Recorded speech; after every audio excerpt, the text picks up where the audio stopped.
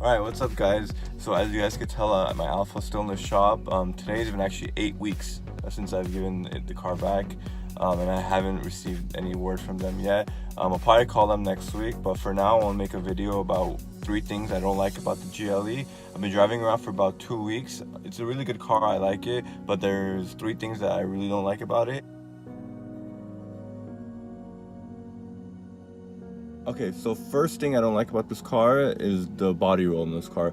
In my other video I mentioned how there's like a little sign here that says warning about there's a high rollover risk, and that is very true because when I'm driving and I'm making turns, especially on the freeway, I feel this car rolling left or right depending on which I'm turning. And even though it's an SUV, it shouldn't have this much body roll. There's better SUVs out there that have very minimal body roll. Like I know the Alfa Romeo Stelvio has very minimal body roll for as like a subcompact, or I think it's not a subcompact, like a normal SUV. The amount of body roll in this car is very high. It's basically just good for normal driving straight. If you want to go a little fast in the straight line, that's fine.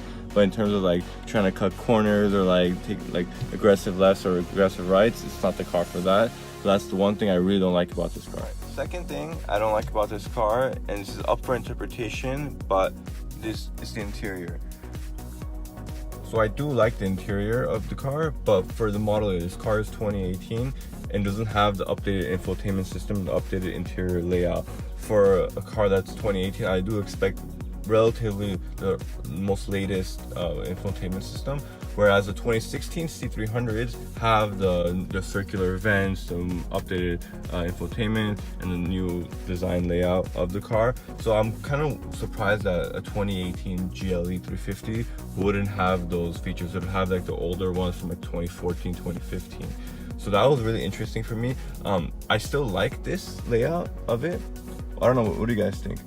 This now is more, like I said, rectangular. It's not as circular as the new ones, and I think rectangulars are like the angles make it a little more aggressive, but it's still, you want the latest and greatest usually when you're buying a expensive luxury car. So for that reason, I think this is a con for the car. Some guys or some people really like the older one and they rather have that than the newer ones because maybe it does look a little more aggressive, but all this stuff is really dated. It's not really modern, so I would think for the price you're paying, you get the most updated layout of the interior.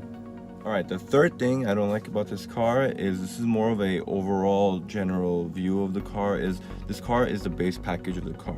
That's fine. It's probably, people pay for extra for the options, but for this car as a base car, it's very, very base, meaning that it's still an expensive car. You're still buying a Mercedes, you're still paying for the Mercedes, and it's supposed to be a luxury premium brand. But for a base model car, it doesn't have a lot of basic features that other maybe non-luxury car brands do. Meaning, so whenever I have a backup camera, and when I'm backing up, it has obviously has the backup camera, and it has those lines that you could look at where you're going, but it doesn't make any noise. It doesn't give you any alerts. Like, it doesn't beep at you whenever you're about to hit something. You could run into a wall and it won't beep, which is other cars, and I guess that is a feature you have to pay extra for. I don't know if that's which feature it is or how much it is or anything about that, but I know a lot of, like, my Alpha is also base and it comes with that, so it starts beeping at me when I'm about to hit someone or something, and this car doesn't have that. Another thing is this car doesn't have keyless entry, which my Alpha does as well. So, and now every time I'm like walking out of a store or walking out of the gym or wherever I'm going, the fact that I have to take my key out and press unlock or press lock every time, it's kind of cumbersome now. Now after having keyless entry, now I kind of get annoyed about not having keyless entry, and it is kind of a hassle because you have other things in your pocket, you have to take things out, and that's an aspect I don't like.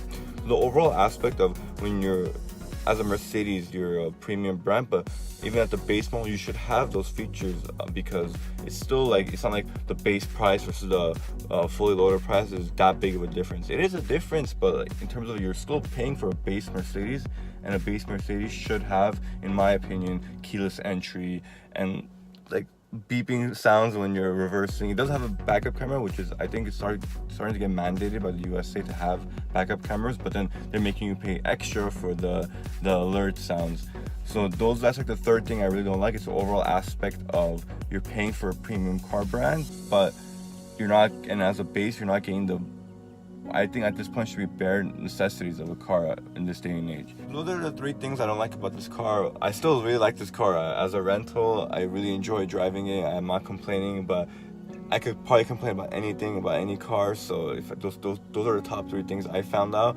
If you like this video, please give it a big thumbs up. Make sure to subscribe, and I'll keep you guys updated about the Alfa. Hopefully, it's been 8 weeks, maybe it'll be 8 months, who knows, but hopefully I'll get it back soon on new content will be coming out with that car. Alright, stay tuned guys. Thanks for watching.